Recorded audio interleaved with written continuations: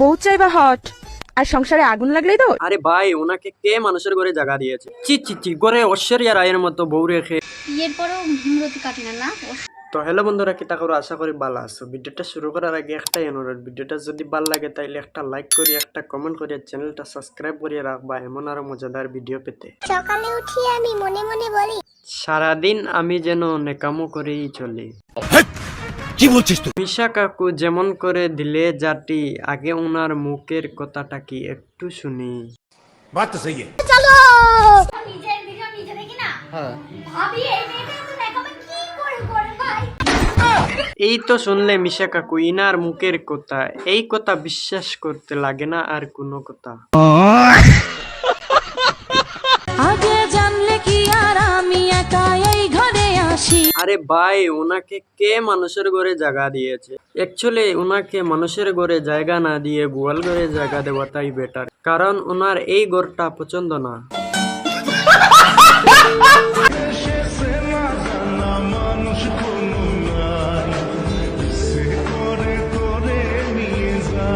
আরে এখানে চিন্তার কি আছে? কেউ চেনা জানা নেই মানেই তো নতুন করে চেনার সুযোগ করে দেওয়ার কথা। ভাবুন, আপনি এই দেশের সবার আবিষ্কারক আর আমরা সবাই আপনার প্রজা।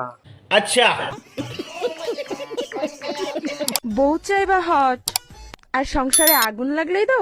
নেকামো করে কান্নাকাটি করা ভিডিও দেখে রুস্টাররা করলে রোস্ট, তাহলে রুস্টারদের হয়ে যায় অনেক বড় দোষ। বড় হারামি হো বেটা।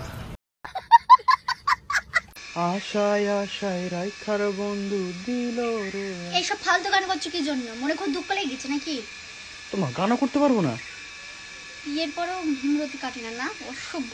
চি চি চি, ঘরে ঐশ্বরিয়া রায়ের মতো বউ রেখে এরকম গান গেলে হবেই তো দোষ। কি করে তোকে পটাই ছিপেতে আমি ওঠাই বলো না কেউ আমাকে বলো। আরে মামনি, এই যে একটু আগেই বললে তোমার যে বিয়ে হয়ে গেছে, তাহলে এখন আবার কাকে পটানোর চিন্তা ভাবনা করছো? কাকে পটানোর চিন্তা ভাবনা করছো? যাক বাবা, এই জমানা চলে আসলো নাকি, মানে জোর যার মুলুক তার। সব মিশে কথা।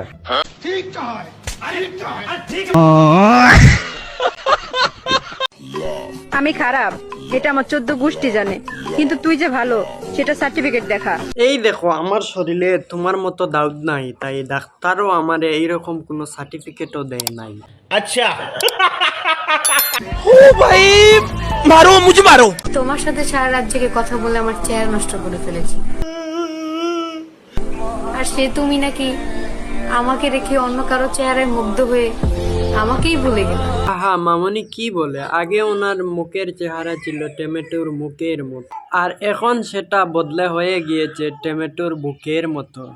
ও ভাই মারো, মুঝে মারো। রাত 12টার পর হঠাৎ যদি দেখো প্রিয় মানুষটা পাশে, তখন কি করবা? তাহলে দরজা লাগিয়েই শুরু করে দিব। তাহলে দরজা লাগিয়েই শুরু করে দিব। কি বলছিস তুই? আই মিন অতিথি আপ্যায়ন। আচ্ছা, দরজা লাগিয়ে অতিথি আপ্যায়ন শুরু করে দিব। বলেন কি? আর কিছু না পারলেও ব্যাঙ দুইটা ধরে এনে ভালো করে জবাই করে ওনাদেরকে খাইয়ে দেই।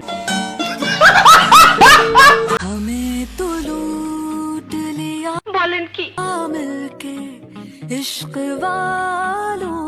এইরকম যদি তোমাকে লুটে নেবার পরিকল্পনা চলছিল, তাহলে আমাদের বাড়িতে চলে আসলে না কেন? বলেন কি? যদি আসতে তাহলে আমাদের বাড়িতে স্পেশাল একটা রুম ছিল, আর সেই রুমটার নাম হচ্ছে বাথরুম।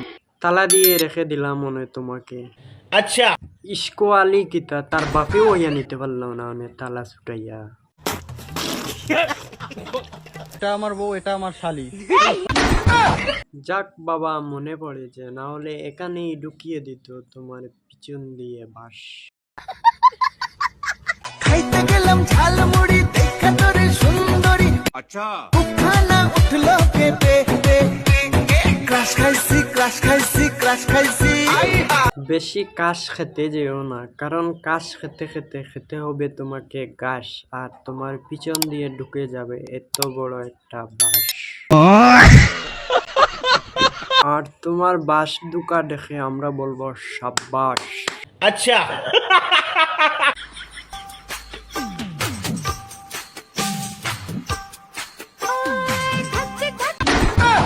এই তোরা কই রে, তাড়াতাড়ি আয় রে, বৌদির সেই টান উঠে গিয়েছে রে। चल चल चल चल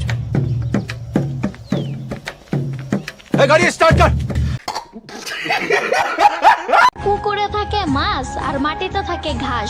পানিতে থাকে হাঁস আর গাড়িতে থাকে বাস।